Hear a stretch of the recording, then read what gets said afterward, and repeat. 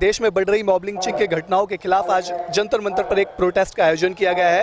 मुस्लिम महासभा की तरफ से इस प्रोटेस्ट का आयोजन किया गया है और यहाँ पे बड़ी संख्या में लोग आए हुए हैं, युवा आए हुए हैं और सभी की यही मांग है, जिस तरह से लगातार देश में मुस्लिमों के खिलाफ हिंसा बढ़ती जा रही है उसको लेके ये प्रोटेस्ट किया जा रहा है।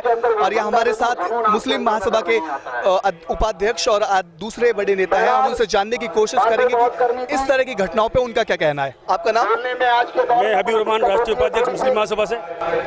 ये बताइए कि जिस तरह से लगातार देश में मुस्लिमों के खिलाफ हिंसा बढ़ती जा रही है, इसके पीछे आप क्या वजह देखते हैं?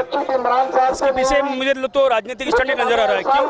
तो पहले भी ऐसी मतलब घटनाएं आज तक नहीं हुई है, लेकिन अभी 3-4 साल से अभी इतनी घटनाएं हो रही है, इसका कोई मतलब हिसाब किताब नहीं है। हमारा मकसद एक ही है, अगर पूरा वर्ल्ड में मतलब पूरे अपने भारत के अंदर अगर राष्ट्रीय गाय को राष्ट्रीय पशु घोषित कर देंगे तो इस तरह से घटना हो सकता कम हो जाए। तो आज के इस प्रदर्शन में तुम आपकी क्या मांगे हैं, सरकार से क्या कहना चाह रहे हैं?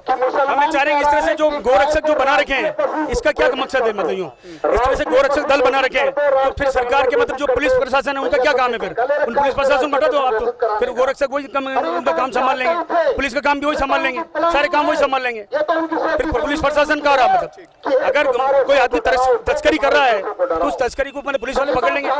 उनका क्या मकसद है? उनका क्या लेना देना है? पहलू खान, अखलाक और अब जुनेद, तमाम ऐसी घटनाएं होती जा रही है। मुस्लिमों को विशेष तौर पे टारगेट किया जा रहा है गोरक्षकों द्वारा, तथाकथित गोरक्षकों के द्वारा। क्या लगता है इस तरह की घटनाएं क्या देश में जो बढ़ रही है उसके बाद मुस्लिम डर रहा है? मुस्लिम कभी भी नहीं डरा है, लेकिन देश में जो हो रहा है इससे देश का ही नुकसान है। मुसलमान हमेशा कौम इसमें कुर्बानी देने वाला रहा है और इन लोगों की इस तरीके से तांडव मचा रखा है जो भीड़ तंत्र के जरिए मुसलमानों और दलितों को खत्म किया जा रहा है। उसके खिलाफ हम कह रहे हैं कि राष्ट्र का उन पर मुकदमा दायर कर उनको सजा दी जाए। और ये जो हमने यहाँ पे गौ रक्षा के सम्मान में मुस्लिम महासभा मैदान में यहाँ से हमने शुरुआत की है और ये मामला पूरे हिंदुस्तान के अंदर हम मुसलमानों और दलितों को बचाने के लिए आंदोलन के जरिए सरकार तक अपनी आवाज़ पहुँचाएंगे और इसमें गौ रक्षक गाय को राष्ट्रीय पशु घोषित कर दे, हमें कोई एतराज नहीं है। हम इसकी शुरुआत करते हैं। प्रधानमंत्री महोदय को हमारी आवाज को समझनी चाहिए और उसको राष्ट्रीय पशु घोषित कर देना चाहिए। क्या आपको लगता है कि गाय को राष्ट्रीय पशु घोषित करने के बाद इस तरह की घटनाओं में कमी आ जाएगी? बिल्कुल बिल्कुल 100% आएगी, लेकिन ये कर नहीं पाएंगे क्योंकि ये खुद ही मतलब कितना परसेंट मतलब विदेशों को मतलब बीफ भेज रहे हैं खुद ही। और दूसरे जो अपने ये स्टेट है, अपने जो पूर्वोत्तर स्टेट है सारे और दक्षिण की भी स्टेट है, वहाँ तो ये लागू नहीं, वहाँ क्यों नहीं लागू कर रहे हैं? वहाँ भी कानून लागू करें। तो इस तरह से क्या अगर कानून लागू कर देंगे पूरे देश में एक जैसा कानून हो जाएगा, फिर ये जितने भी जो कांड हो रहे हैं वो कांड में तो फर्क आएगा ही। और इसको मतलब प्रधानमंत्री जी को इस चीज को मतलब सीरियसली लेना चाहिए। अगर देश में वायलेंस होगा तो देश की तरक्की नहीं होगी। ये एक तरह से वायलेंस हो रहा है और जिस कंट्री में वायलेंस पैदा हो रहा है वो कंट्री पीछे जाती है।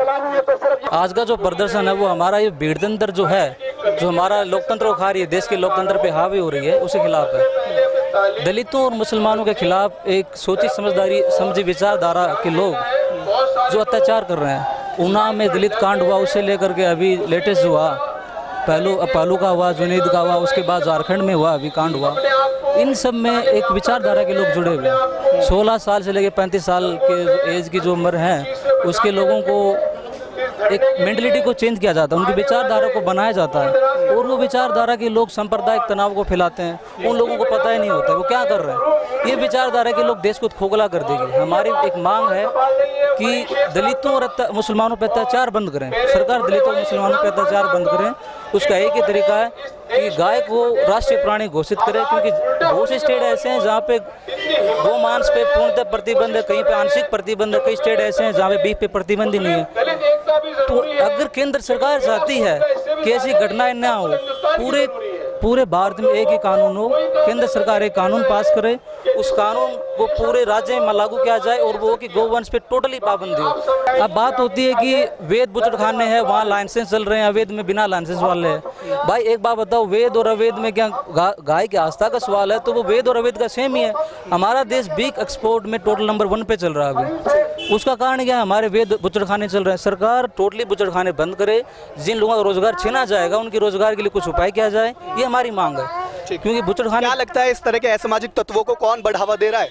ये जो एक सोची समझी विचारधारा के लोग होते हैं, ये उन लोगों के विचारधारा के लोग जिनका आज़ादी में भी कोई योगदान नहीं था और आज तक उनका सरकार या फिर देश के लिए कोई योगदान नहीं था, वो अपनी विचारधारा को चलाते हैं। यहाँ प्रदर्शन में आए लोग सभी का यही कहना है कि लगातार जिस तरह से देश में मुस्लिमों को टारगेट किया जा रहा है, इस तरह की घटनाओं को सरकार को रोक लगानी चाहिए। चाहे साथ में इन्होंने एक और मांग की है कि गाय को राष्ट्रीय पशु घोषित कर दिया जाए ताकि इस तरह की घटनाओं पर लगाम कसी जा सके। कैमरा पर्सन नितिन के साथ मैं अंकित, नेशनल दस्तक, दिल्ली।